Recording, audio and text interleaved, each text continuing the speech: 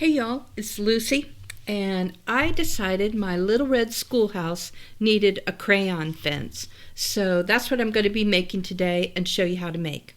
It's fun and really surprisingly easy. Now I'm going to show you what you need to make the crayon fence.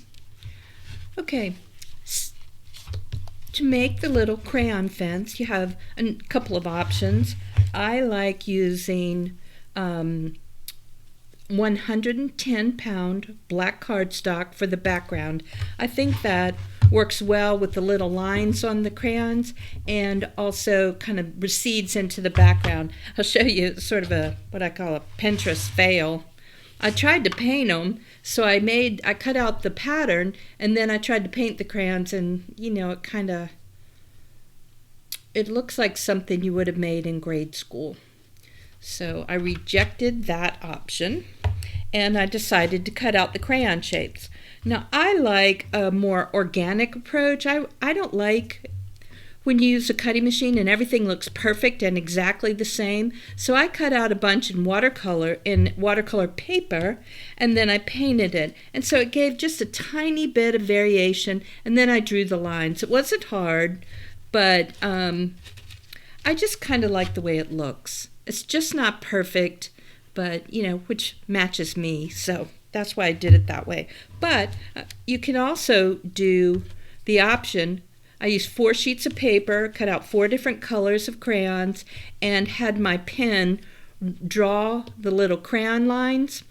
And the nice thing about it is it's really easy, but I did use 4 different sheets of paper to do that.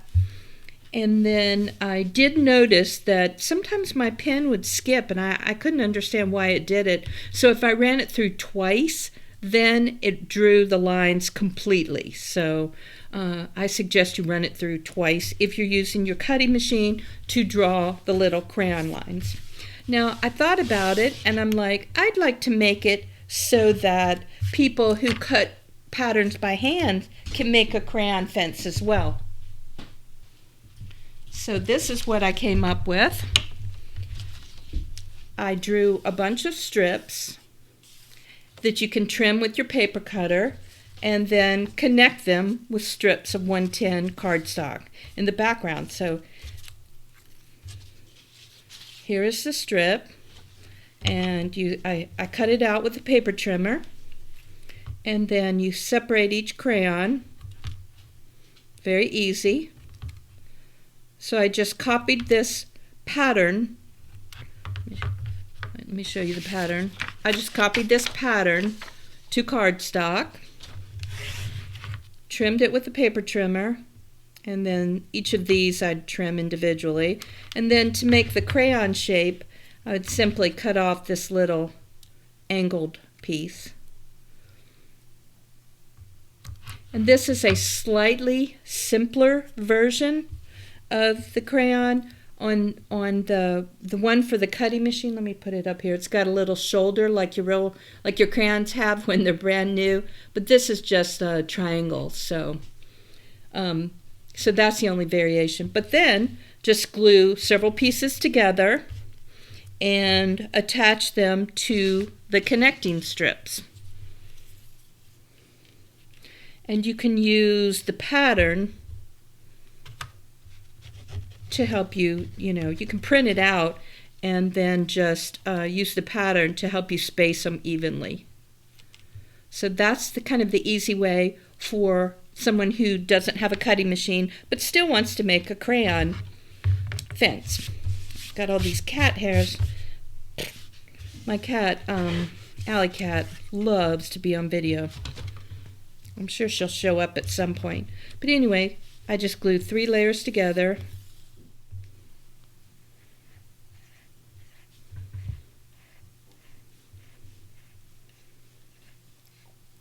Because when I make something like this, especially something that's going to appeal to a child, they're going to want to play with it.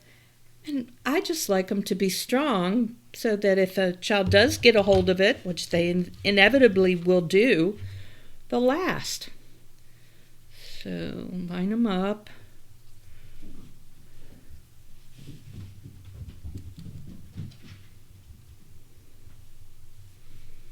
And another layer on top.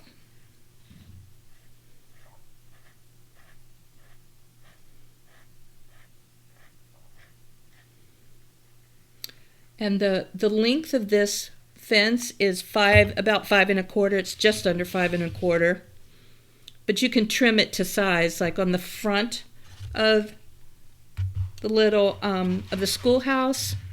I decided that I wanted it a little wider, so I actually cut it out at 4, and then I added some more because I liked it better. Or I cut it out at 5, and then I added 2 extra just to make it kind of match the path better. Okay, line these up.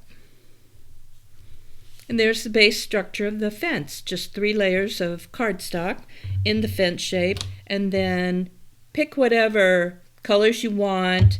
You don't have to use primary colors. You can use whatever your favorite colors are. Or if you're giving it to a teacher or to a child. Yeah, the little kitty hairs are everywhere. If you're giving it to a teacher or a child, choose their favorite colors.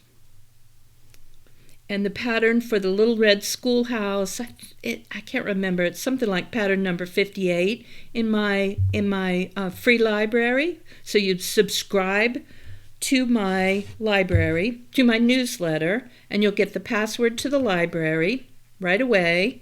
And then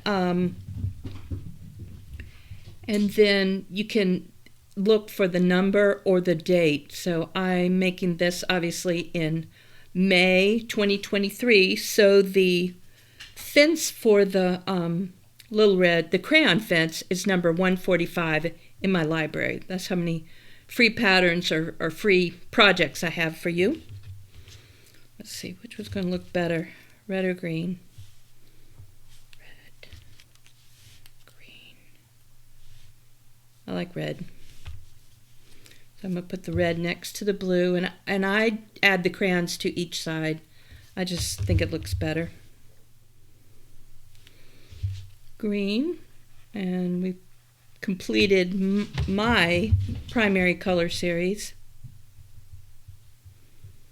But again, you can use all the, any colors you want.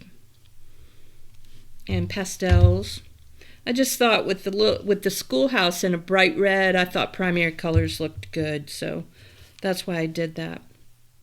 And that's how you make the fence. Now, to glue it to the base, I always make kind of it's not a real neat base. I mean, it's a corrugated cardboard, and then I cover. You see, it's got some texture in it, which I like, and it's just covered with brown paper that's been painted. So sometimes it's a little, you can see here, it's just not perfectly flat. So I just run a bead of glue, a thick bead of glue, and I actually use a stronger glue. For gluing on the crayons, I use Barely Art glue, but I use like a tacky glue, quick dry, and I run a bead of glue here and here, and then just adhere it to my base. You have a choice too. You can put it up higher on the base, or you can glue it around the bottom of the base. I chose the bottom because I think it's sturdier. It's less likely to get bent. If you've got it standing up here, it tends to flex and stuff, and if somebody drops it, it'll bend the crayons, or it's more likely to bend the crayons. So that's why I glued it around the base. And you can make a thinner base too if you want.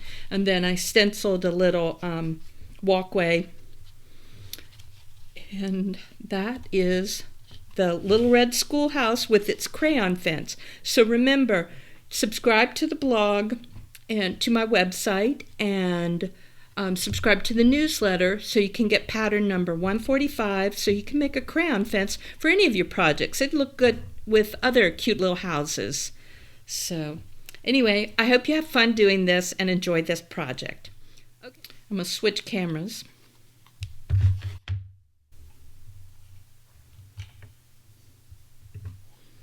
So that's it, and I've got lots of projects. Subscribe to my channel, and I hope you have a good day and get to do something creative today. Okay, you have a good day. Bye.